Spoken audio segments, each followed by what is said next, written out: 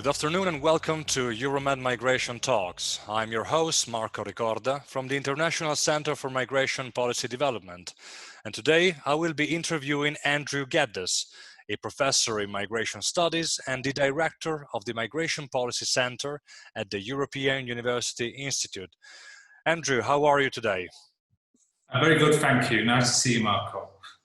Likewise, let's dive right in. You are one of the greatest experts on this very topic, so I'd like to question the first question that we ask all our interviewees.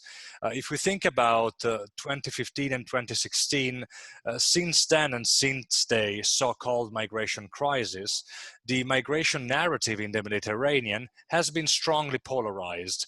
Now, do you think that the COVID-19 pandemic has actually reinforced or exacerbated this polarization? What are your thoughts on this?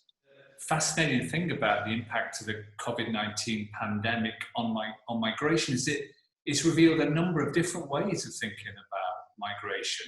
So it's probably useful also to step back a little bit and think, well, what is a narrative? Well, a narrative are the kind of stories that people tell themselves about migration.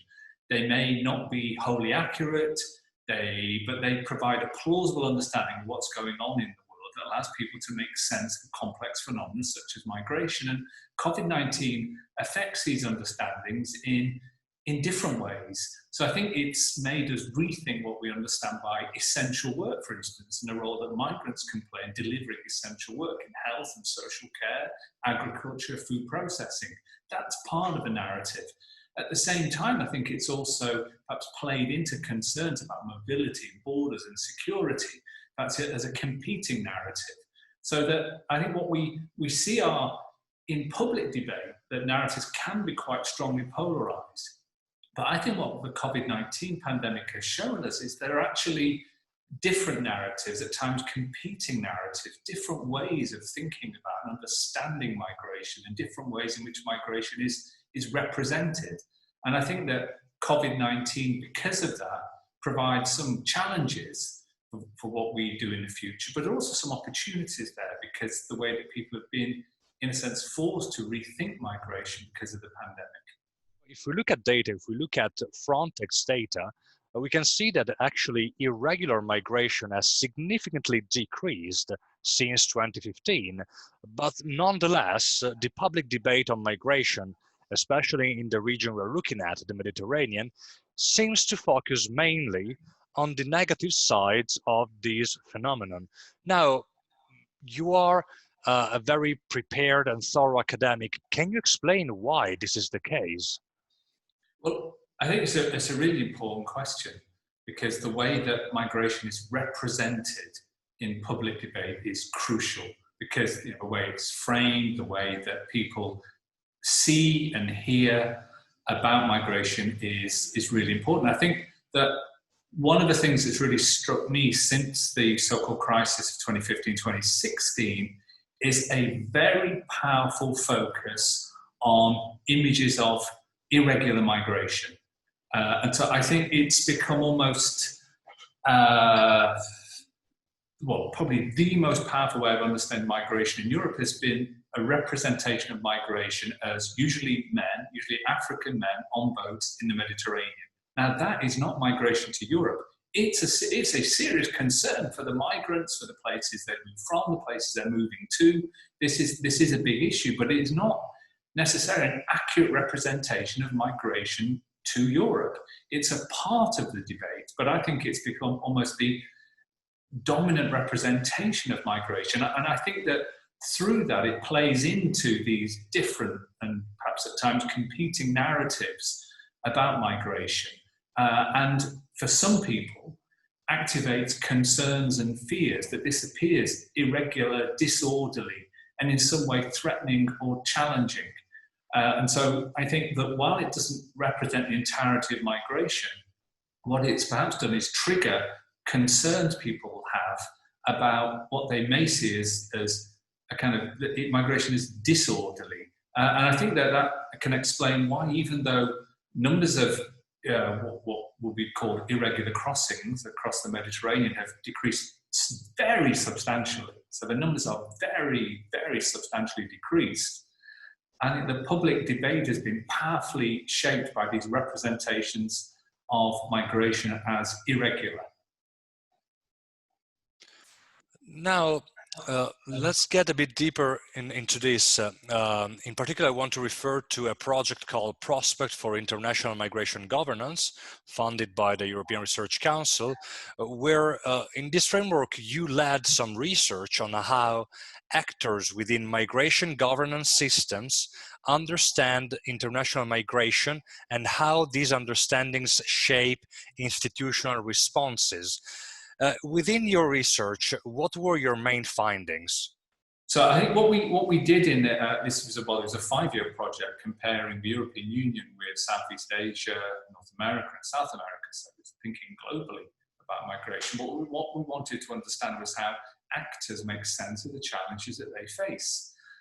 So not just to look at the kind of laws and policies that come out of governance systems, but how these actors of various types. So that could be officials, political leaders, people working in international organizations, as well as business leaders, trade unionists, NGOs, civil society organizations, how they try to make sense of the issues and how those understandings can then shape policy outputs. That was what we were interested in doing. If we bring it to Europe and think about what did we actually find in relation to Europe, well, I think what we have found in Europe is that it is understandings of the potential for large-scale and potentially uncontrollable migration flows that has had a significant impact on policy making. So whether real or not, it is concern about large-scale migration flows that's had quite a powerful effect on decision-making in Europe. And we trace it back to the end of the Cold War, where there was concern about large flows from former Soviet bloc countries, through the 1990s with concerns about refugee flows from former Yugoslavia, into the early 2000s with concern growing about irregular flows, and all of that predates what we refer to as the migration crisis. So our concern in this project was to understand, essentially, to kind of put it intuitively, how people who are responsible for making decisions make sense of what's going on out there. What do they think is happening? And what we found is that past experience has played a powerful role in shaping understandings of current events. And so, to kind of put it in a nutshell, we may refer to crises as drivers of policy and policy change. I'd be quite skeptical about that, actually, because what we found is that it is understandings of what is normal about migration that play a powerful role in shaping understandings. And in Europe, it's this sense that migration could be on a large scale and potentially uncontrollable, and whether real or not, that has had powerful effects on policy making in Europe. Now, ICMPD and the Observatory on Public Attitudes to Migration, OPAM, have collaborated to produce 3 very important studies on this issue. And in particular, I'd like to talk to you about the issue of salience. It's very important to differentiate salience from attitudes to opinions, which are concepts very often put together in the same pot, but they're very different concepts. Now, if we look at salience, we can see how the growing salience of migration in today's political and economic climate has drawn attention to the relevance of regional responses to global human mobility. Andrew, why, how, and with what effects states cooperate at a regional level on international migration and mobility, and what is the impact of regional practices on migration governance?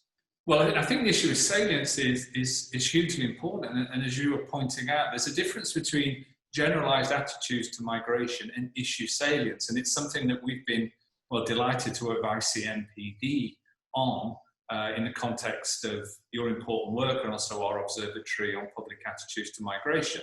And I think there's something very fundamental about attitudes to migration in Europe, is that they, not only are they relatively stable, but also over time, they're generally becoming more favourable. And I think people often have difficulty accepting that, and yet there is high quality longitudinal data which shows that attitudes are becoming more favourable both to migration within the EU by EU citizens and also from outside the EU. And even at the time of the so-called migration crisis, attitudes continued to become more favourable. Now, that leaves open the question of, well, if attitudes are becoming more favourable, why have we seen a growth in support for political parties which oppose immigration? Well, the answer to that question is salience. That's the importance that some people attribute to the issue and the effect it then has on their political behaviour.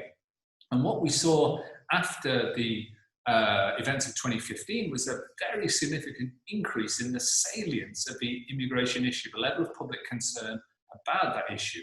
And for those who were activating their kind of maybe whose hostility to or opposition to immigration was being activated, that had quite an important effect on their political behaviour. So salience and attitudes to migration, we need to unpick those two. And that's obviously something that we've been very keen to do in our work with ICMPD. And the regional focus for that is also very important, because one of the things that we've been able to demonstrate through our work on attitudes is that migration for many people is seen as a European issue. So, it might be an issue that affects you personally, you might see it as an issue that affects your country, or you might see it as an issue that has a wider European resonance. I think one of the aspects that's very interesting about immigration in Europe is it's seen as an issue which has a regional resonance. It's a European issue. Now, and that draws attention to the importance of regions. So we talk a lot about the global governance of migration. But I think what we also see is that regions themselves play an important role in mediating the effects of the global. So we can see that global level agreements have been reached, the so-called global complex on migration, on refugees, but we also see in those documents frequent reference to the regional, because it is the regional level in Europe, in South America, in Southeast Asia, in other regions, it's at the regional level where implementation will need to occur. And so regions are really important in that respect. But there's another way in which regions are also really important, is because they themselves can produce norms and standards. So we see in Europe the production through the common migration asylum policy of the European Union, very important norms and standards which redefine the relationship between states and the international order on asylum, on free movement. And I think that's a really important component of the international system, is the way that regions have become increasingly relevant to the kind of study of international migration, but also to the practice of migration management and migration governance. In the open studies that we mentioned earlier, there is quite some research about the role of values. We communicate to people in relation to the values they hold. Now, what is the role of drivers and structures of attitudes, and what would you suggest to communication professionals working in the field of migration to tackle this phenomenon? Well, this is a really important question, because I think it's absolutely fundamental to understand the drivers and structure of attitudes to migration. But in a sense, the driver structure of attitudes to migration are like, or similar to, the factors that structure our attitudes to other issues. We know that our attitudes to most social and political issues are born relatively early in life and powerfully influenced by some of our early life experiences, such as education. So, which perhaps also explains why, once people have acquired their values and ways of understanding the world, they can be quite resistant to change, which goes exactly to your point about communicating to people in relation to the values that they hold. Because I think it's like to be highly counterproductive to communicate in ways that imply that people's values are wrong or need to be changed. Because these, in a sense, are fundamental aspects of people's identity. And to tell them that they are wrong, or even worse, that somehow they are ignorant, is unlikely to be a persuasive strategy.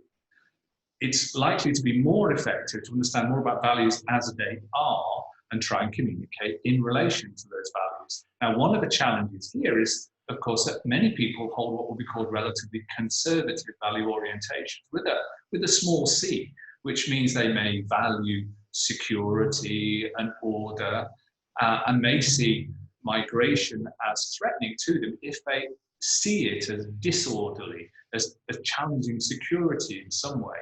So that might not mean they are necessarily opposed to migration per se, but may have concerns about migration. And so communication which is designed to perhaps appeal to people or make claims about migration which resonates with people's values, which maybe points to for instance, the important economic contribution that migrants make to the way in which they, in a sense, I suppose the language might not be perfect, but kind of fit in, contribute, make it an important, and as we've seen in the time of the pandemic, a vital contribution to the societies in which we live. And I think it can be counterproductive to perhaps impose a certain kind of narrative, perhaps a more progressive cosmopolitan narrative. It might resonate very well with academics and people who are researching in the field and through their own background might be quite sympathetic to that kind of narrative, but might not always resonate with other people who maybe don't see the world in the same way. And I think that's maybe a more general lesson about political communication, is understanding what seems in many ways a fairly obvious point. To communicate effectively, you need to understand your audience, and it is likely to be very ineffective if you communicate in ways that imply that your audience are stupid or ignorant and that they really need to change the way they think about issues. That's likely to be very counterproductive. In light of your experience, what could international organizations do to encourage a more balanced narrative on migration? And likely, what are your suggestions for migration practitioners in this regard? Well, I think that the international organizations play a crucial role in this debate. They and have been very active and increasingly active in thinking about the narratives, the kind of, in a sense, the stories people tell themselves about migration, and the need for these to be perhaps more balanced. And I suppose a balanced narrative necessarily must pay some attention to both the costs and benefits of migration. There are clearly benefits to migration, but we have to be aware that for some people, it brings costs or is seen to bring costs. And so a balanced narrative, perhaps in a sense, has to be a realistic narrative that makes sense to the audience to whom the communication is being made, that it provides some kind of realistic representation which is open to the potential costs or adjustment effects of migration, and the way in which, while migration may be broadly beneficial for a society, there may be some groups in society who may feel more threatened or challenged by migration. And I think, so a balanced narrative, I think, does have to be also a realistic narrative, which is attuned to the real concerns of a potential audience. But I also think that one of the things that is quite interesting in this is we often talk about polarization and imagine this is a black and white debate between those who are in favor of migration and those who are against it. But actually, when we look into this, when we drill down a little deeper, what we see is that many people are persuadable on migration, that they may have some concerns, but they may also understand the benefits of migration, and also may appreciate the kind of the important humanitarian issues associated with international migration as well. So I think that, I suppose it's often referred to as the kind of people thinking about the middle, the people who aren't fixed in their views but are persuadable. And so, a kind of a balanced narrative is actually probably more useful to think about in plural terms, because perhaps many different kinds of narratives need to develop, which are perhaps targeted at particular groups of people and are tailored to their own experiences of migration. Andrew, thank you very much for taking the time to be with us and to tell us everything about the work you're doing within the Migration Policy Center on the migration narrative in the Mediterranean and beyond. Thank you so much. Thank you, Marco.